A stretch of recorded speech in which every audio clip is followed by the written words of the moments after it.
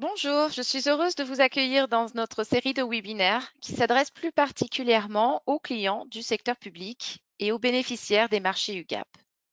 Aujourd'hui, AWS est disponible au catalogue du marché de services d'informatique en nuage, cloud externe de l'UGAP, attribué à Capgemini, partenaire d'AWS. Ce marché soutient la stratégie cloud de l'État et sa doctrine d'utilisation des services cloud en permettant à l'ensemble des entités publiques bénéficiaires de l'UGAP d'accéder au catalogue de services cloud pour en faciliter la commande. Cette série a pour but de vous présenter comment le secteur public français peut tirer le meilleur parti du cloud AWS pour transformer le service aux citoyens. Dans ce webinaire, Cyril Deblois, notre expert en gestion financière du cloud, va vous faire un tour d'horizon des meilleures pratiques à mettre en place pour maîtriser vos coûts dans le cloud AWS. Je te laisse la main, Cyril. Bonjour à tous. Nous allons voir aujourd'hui, dans ce mini-webinar, la maîtrise des coûts dans le cloud AWS. Les meilleures pratiques pour l'optimisation des coûts sur le cloud AWS sont le fruit de nos 14 ans d'expérience et de 14 ans de retour de nos clients. Le premier pilier de ces meilleures pratiques est l'adaptation de la taille de vos ressources à votre besoin en temps réel. Le deuxième pilier consiste à augmenter l'élasticité de votre infrastructure à la hausse comme à la baisse. Le troisième pilier concerne le choix de la tarification adaptée à votre usage. Et enfin, le quatrième pilier est l'utilisation des classes de stockage au meilleur rapport coût-performance pour votre usage. Il existe un cinquième pilier qui est opérationnel. Il regroupe les méthodes et outils pour mesurer et contrôler ces bonnes pratiques de manière continue. Commençons par détailler le premier pilier, adapter la taille de vos ressources. Dans un mode d'acquisition traditionnel, vous allez choisir la taille de votre ressource pour qu'elle supporte le pic annuel de votre usage en incluant une marge supplémentaire pour garantir la performance. En dehors de ce pic annuel, votre ressource sera sous-utilisée, votre investissement mal rentabilisé. Dans le mode cloud avec AWS, vous allez choisir la taille de votre ressource pour qu'elle supporte le plus petit niveau d'usage que vous constatez sur une année. Et vous allez pouvoir bénéficier de l'élasticité du cloud AWS pour que ce niveau de ressources augmente et décroît automatiquement en fonction de la réalité de votre besoin en temps réel. Le deuxième pilier de l'optimisation des coûts dans le cloud AWS est d'augmenter l'élasticité. Il y a deux dimensions dans l'élasticité. L'élasticité en temps réel par rapport à la demande, c'est celle que nous voulons voir. Et la deuxième concerne la planification qui s'applique à des environnements qui n'ont pas besoin d'être allumés 24/24. Donc on retrouve ici la même logique d'élasticité. Donc on a vu que ça influait sur la taille de la ressource qui permet d'être plus petite. Mais bien sûr, il faut avoir les mécanismes en place pour que cette ressource puisse croître et décroître en fonction de la demande. C'est la première dimension d'élasticité. La deuxième concerne l'extinction de certains environnements, donc typiquement des environnements de développement et de test. Si vous mettez en place une interruption automatique en dehors des heures ouvrées, par exemple, vous obtiendrez 70% d'économie. Le troisième pilier est relatif aux différents mécanismes d'optimisation financière de la tarification unitaire pour chaque service AWS. Le mode de facturation par défaut est le paiement à l'usage, appelé on-demand.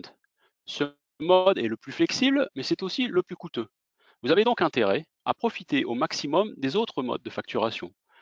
Le premier concerne les instances réservées, ou qui s'appelle aussi Savings Plan.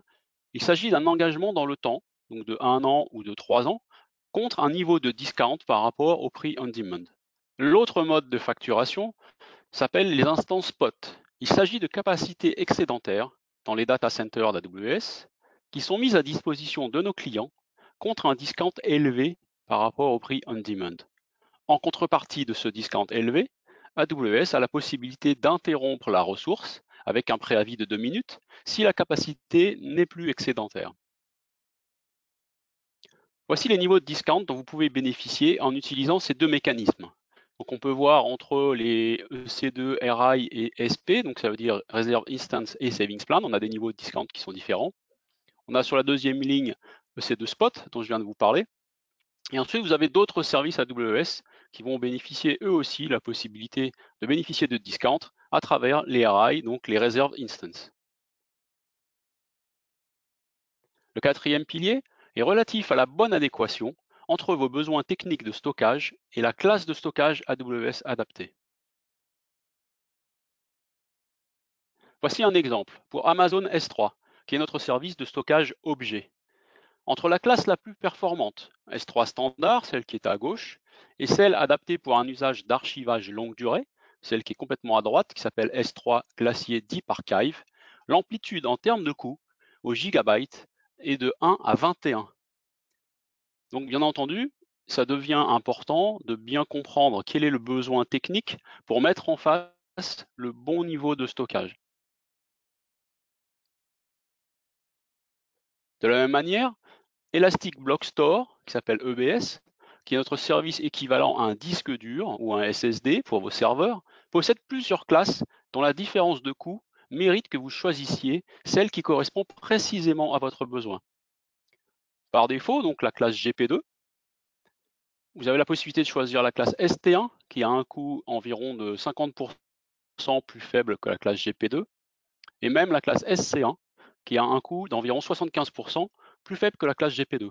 Donc bien comprendre les différences entre ces classes, quel type d'application chez vous va pouvoir bénéficier d'une autre, de l'une ou de l'autre, va vous permettre de réaliser des économies significatives. Le cinquième pilier concerne l'ensemble des outils et bonnes pratiques pour mettre en place, monitorer et contrôler les 4 autres piliers, ainsi qu'intégrer la démarche optimisation des coûts en continu dans votre modèle d'opération du cloud AWS. Donc nous avons créé un modèle de gouvernance et de gestion sur ces sujets qui s'articule en 3 phases. La première phase, qu'on appelle Enable, permet des développements rapides avec une gouvernance intégrée. Vous avez ici une liste des services AWS qui permettent d'implémenter cette couche. La deuxième s'appelle Provision. Elle permet de mettre à disposition des applications et des ressources qui respectent vos règles internes. De la même manière, vous avez ici une liste de services qui permettent d'arriver à cette fonctionnalité. La troisième s'appelle Operate. Elle vous permet d'opérer votre environnement avec rapidité et gouvernance.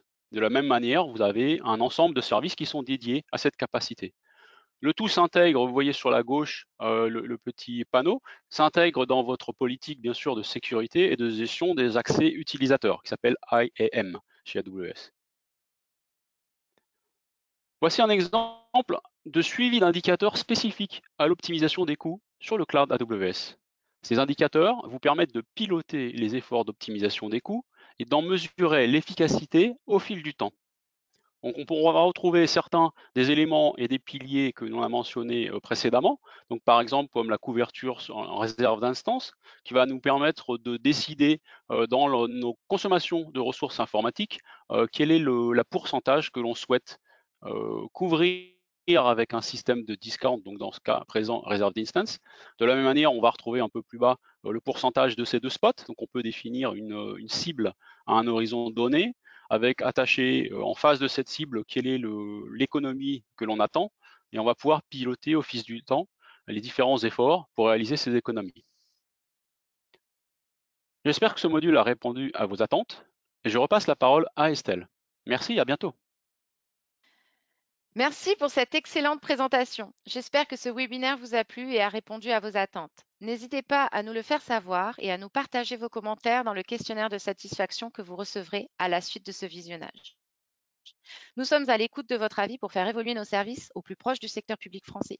Si vous voulez des détails complémentaires, contactez-nous à l'adresse info-ugap@amazon.com. Je vous remercie de votre attention et à bientôt.